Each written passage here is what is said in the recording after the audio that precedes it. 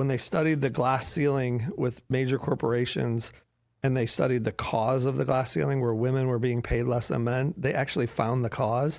And it was that men negotiated for more money, women accepted the offer. So all you have to do as a woman is decide this is the number that it's going to be and not accept it.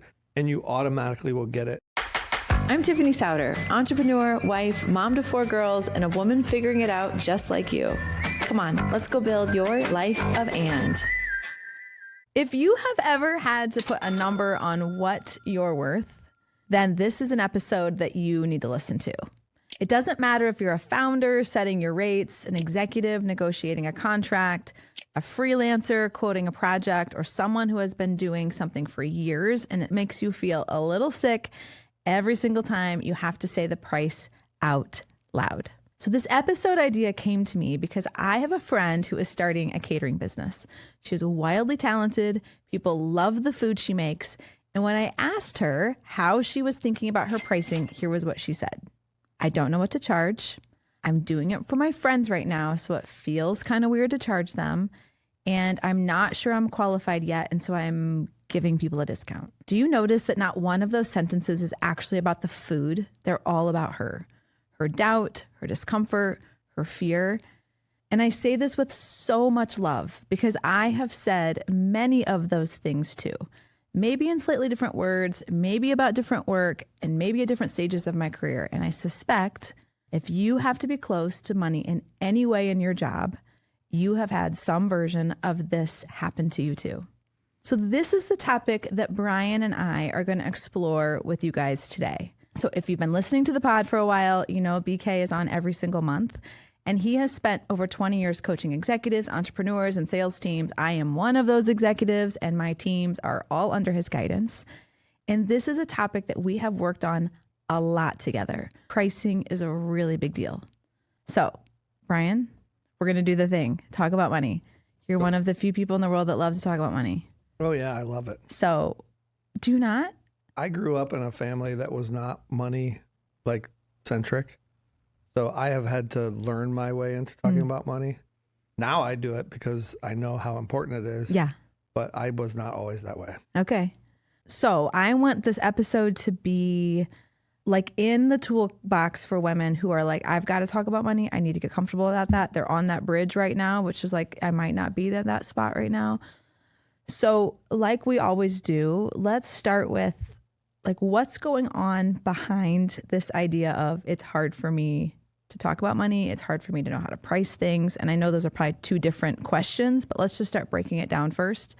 My goal is to give some actionable things that we can all do walking out of this conversation. Like, how do I get better at this? Okay.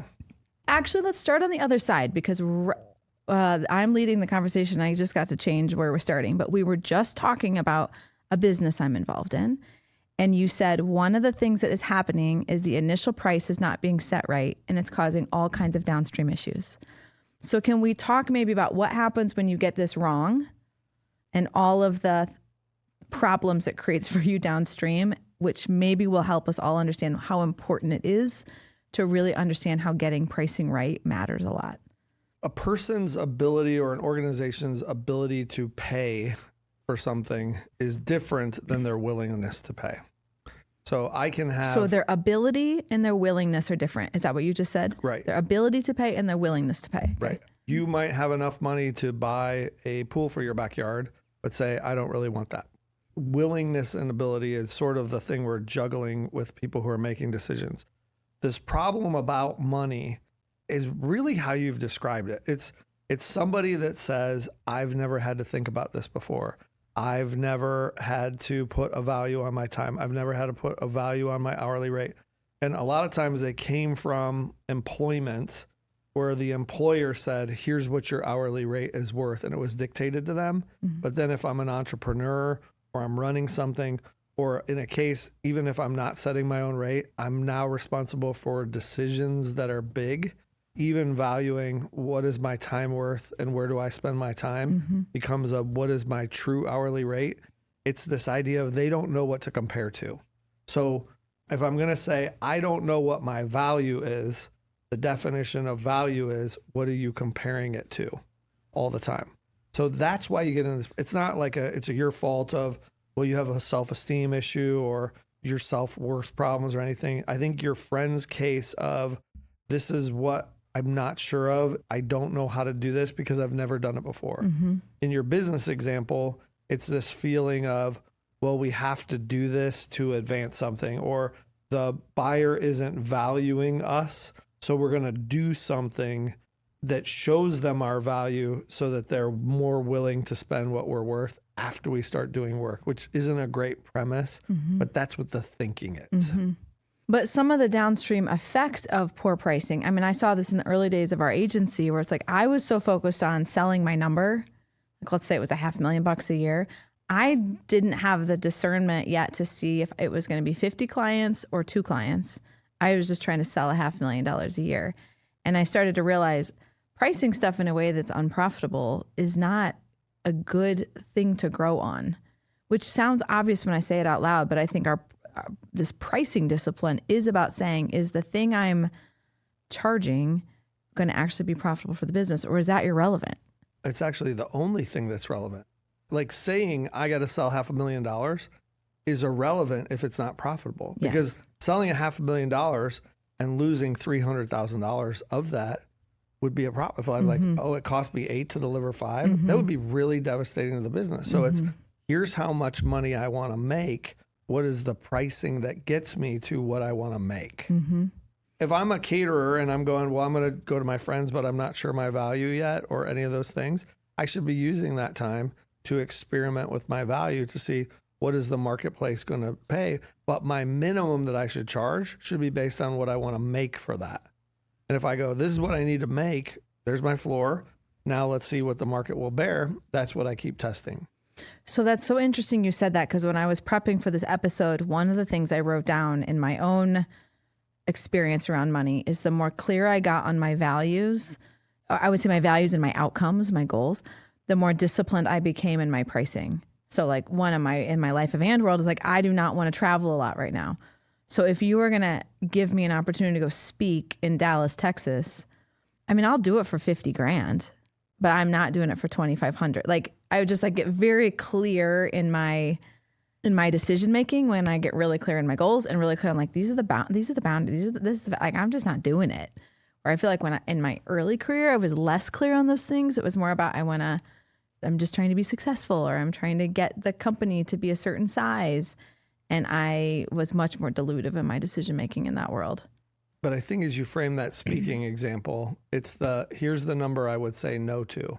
I think if somebody has this idea of, here's what I know my value is not, and starts with that, like giving yourself a floor to say no is much better than saying, here's what I'd be willing. Because willing is a big range. No is a single number. Like below this, not going to happen. Okay. So in our pursuit of having strong, I just say like pricing vocabulary and hygiene around that, one is understanding what your floor is. Underneath this, we're done. Yes. Okay. So what else in the world of pricing? So there are 2 ways that people have a discounting problem. One is in the moment discounting, where somebody folds, and the other is pre-pricing discounting. So in other words, you're sitting at your desk trying to figure out what you're going to charge. Most people's tendency is to keep lowering the price, not to keep adding 1% to it.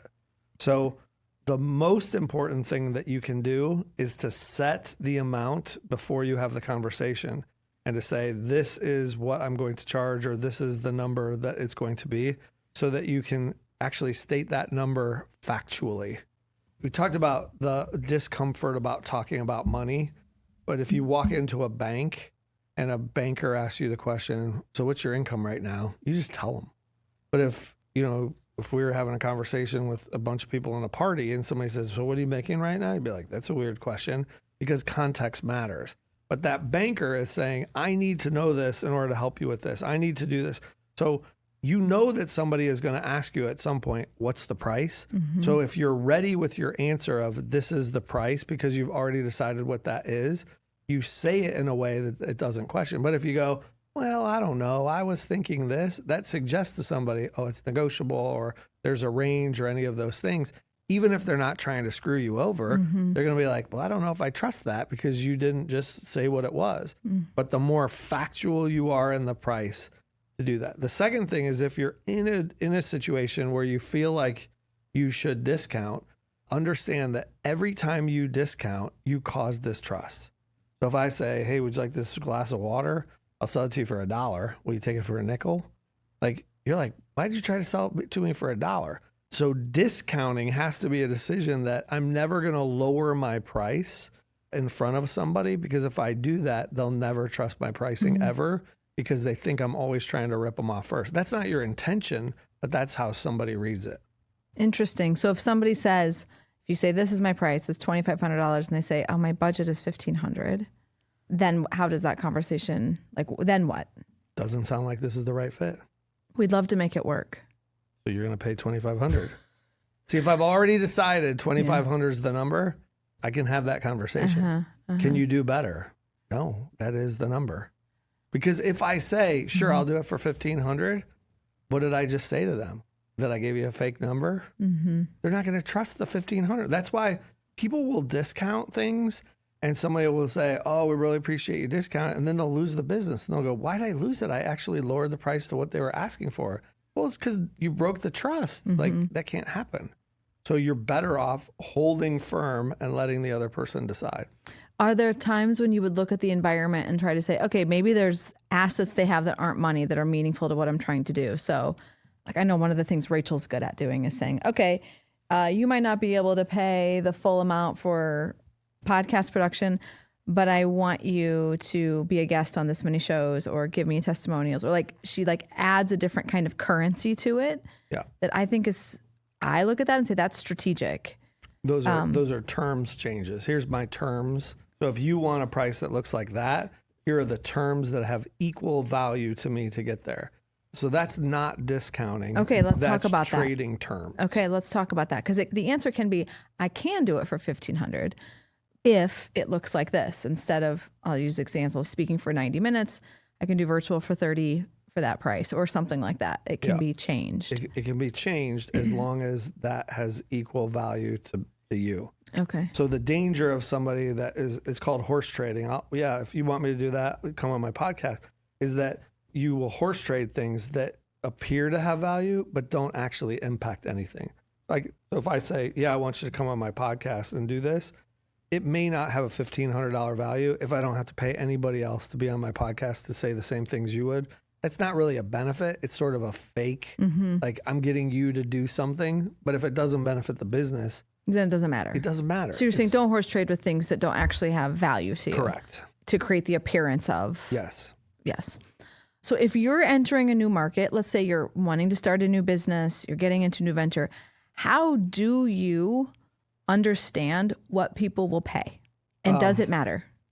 Yeah, it absolutely does matter. I will tell you 90% of the marketplace is charging too little. Like in retail stores, if they raise the price $5, you'd still buy it. Like, so you're walking into an environment where the marketplace is basically saying, okay, this is valuable, but they would pay more if asked to.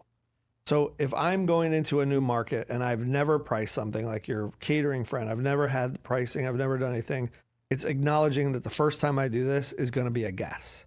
But if somebody pays for it, that means that they valued it.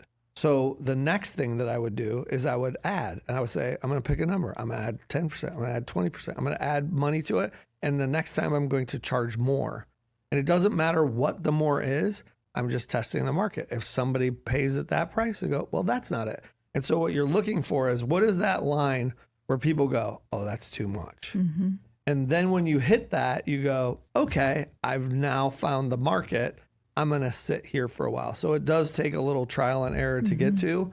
And my encouragement would be add a lot earlier, because you're probably way underpricing yourself early on because you're afraid of what people think or do. Or to your friend's point, I don't know if I'm good yet. Well, let's see how good you are. Charge more. What about competitive intelligence? Worth going through it, or just like go out and experiment?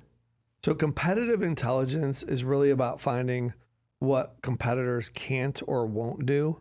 And as far as pricing, it's competitors who can't price to a level or won't price to a level. So it's sort of do it to know it, but don't set your prices based on anyone else, because your unique values are different than somebody else. And if we're just looking at the price, you're commoditizing yourself and you're saying, well, I need to look like everybody else. That actually makes it harder for you to get customers if you look like everybody else. I had a client recently that said, yeah, I lost a deal. I did everything right. I presented like the competition. We were within 1% of the competitor's number. I mean, we kind of did. And I was like, you look too much like them. And they deliberated for a very long time and said, we just went with them. But you lost it in the, I look like somebody else. So you're better off vanilla and vanilla bean ice cream. It was like the same. I would argue they're not. So would the guy who came in 1% better. Yeah, exactly. Vanilla bean is forever arguing for its position. Delicious. It's the same. The little black speckles. Makes a difference. I want to take a quick moment to thank my partners at Share Your Genius. For the past 4 years, they have been an incredible part of my journey behind the microphone. Share Your Genius is a content and podcast production agency that helps leaders and brands bring their message to life. So whether you're trying to find your voice, develop a content strategy, or get your leader behind a microphone, they're going to help you make it simple, strategic, and impactful. Do you see a difference in pricing psychology, pricing confidence, pricing ability of your female entrepreneurs versus men? Do you see a difference? Yes, I see it in two different areas. I see female entrepreneurs getting involved in situations that they shouldn't be involved in on their own team. In other words, I'm sorry, you're breaking up a little bit. Keep going. They're spending too much time on the petty things, the little things, the drama, all of those things. And that hourly rate should be calculated based on what is the total dollars that my business produces divided by the hours I'm working. And those can be $10,000, $15,000. Like, you should not work on a problem that is below that hourly rate. The other thing is this idea of what was the glass ceiling.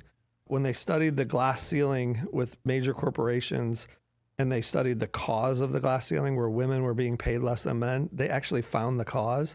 And it was that men negotiated for more money, women accepted the offer. So all you have to do as a woman is decide this is the number that it's going to be and not accept it.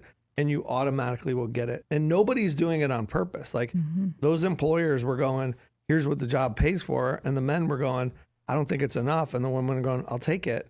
If the women would have done the same thing, they would have paid the same thing. So it's, how do I experiment with my value and see where it is? And then when somebody goes, I don't see it, it's not worth it, that you don't take it personally and go, I really didn't get that one. I charged too much. Maybe I'm not worth. It's like, no, you just found the top. So just, I'm going to hug the top now. How much of pricing is about your own inner confidence, belief, sort of chutzpah that it's like, yeah, I'm ready for somebody to pay me $50,000 to go speak. I'm ready to, put a plate together like it's for the Queen of England. Like what does that look like? How, is it some of it your own confidence, or is it, no, it's just mechanically what you need to do and you will understand what the market will pay for where you are? So if I've never spoken before to an audience and I think, you know what, I really love to do a keynote and I don't even have a keynote written, I probably can't go out there and ask $50,000 to do it because I've never done it before. So there is a reality check of nobody's going to pay it.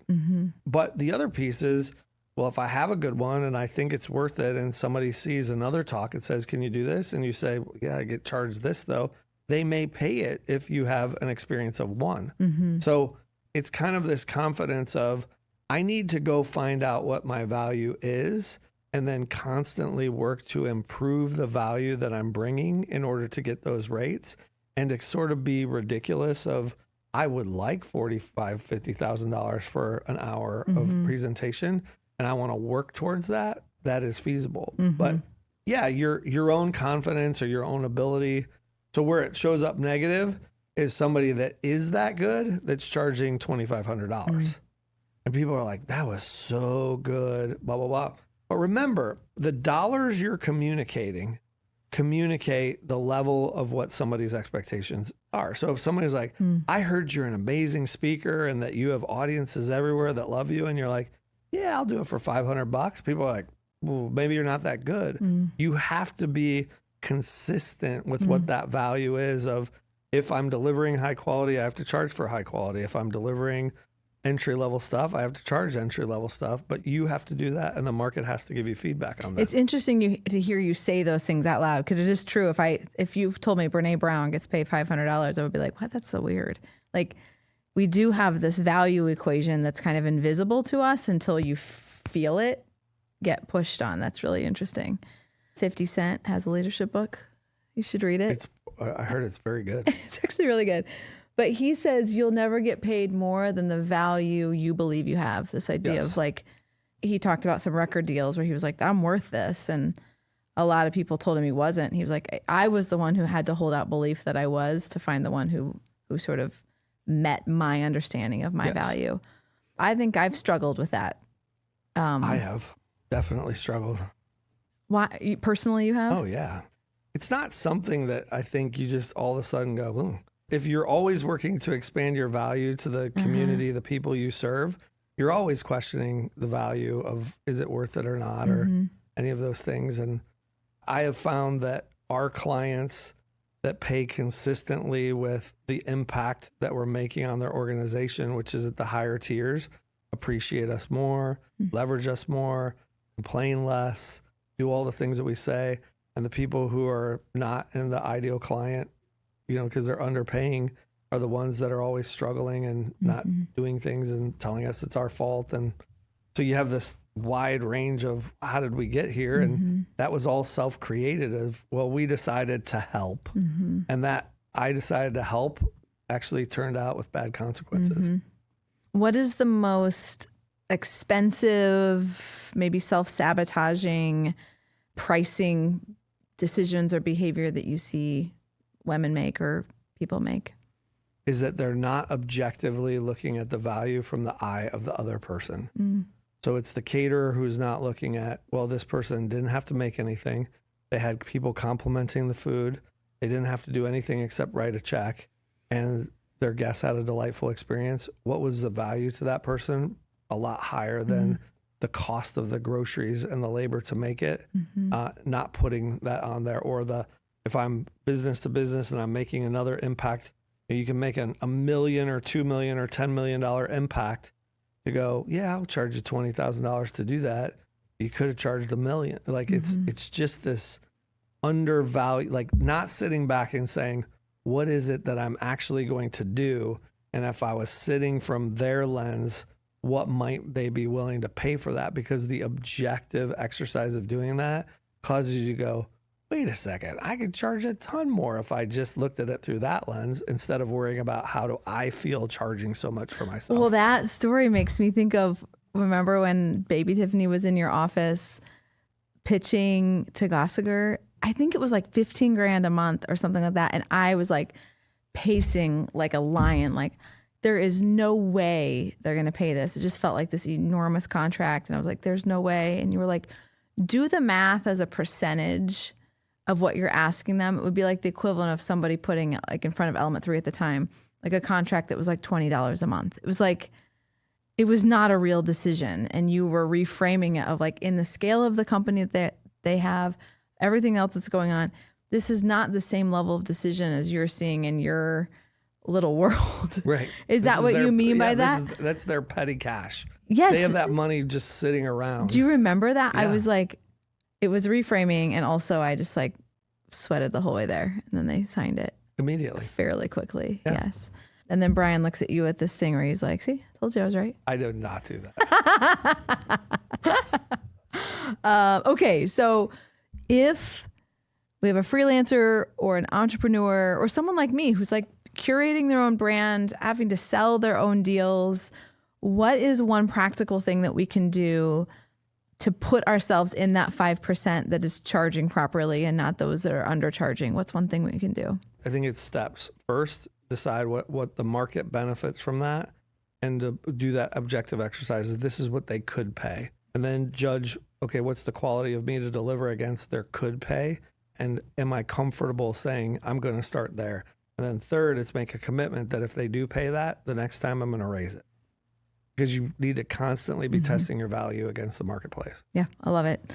Ladies, we've been talking a lot about money on the podcast with our Money Confessions episodes and just talking about balance sheet thinking and not just how much money we're making and how much money we're spending. And this whole idea around pricing for me is so adjacent to that, where it's like, if we can sell things and we can increase the value of the thing that we're doing and increase the value of what we're getting paid and for every hour that we're spending, that is a way that we increase the velocity in our lives. And it's not just about making more money, but it is about creating more space, having more extra to bless others, to serve others, having just extra capacity that we can use for those around us. And so for me, that's where this pricing discussion is important. If we are doing the work, if we have done the work for the gift of helping and serving and doing good for others, and we aren't pricing it properly, we inadvertently keep ourselves small. And so for me, that's what this pricing discussion is all about. I know I've certainly had some things that are pressed on where I need to keep pushing myself to say, don't just try to get, the next thing on my calendar, but making sure I'm really putting things that are a good equation of the value I'm offering and bringing and what I'm receiving in return. So Brian, as always, thank you for joining. And if you guys are having problems like this inside of your teams, or you look at your organization and say, our revenue should just be more than it is for all of the motion that we have in place, please click on the link in show notes and schedule an hour with Brian. These are the kinds of problems he solves for teams and for executives every single day.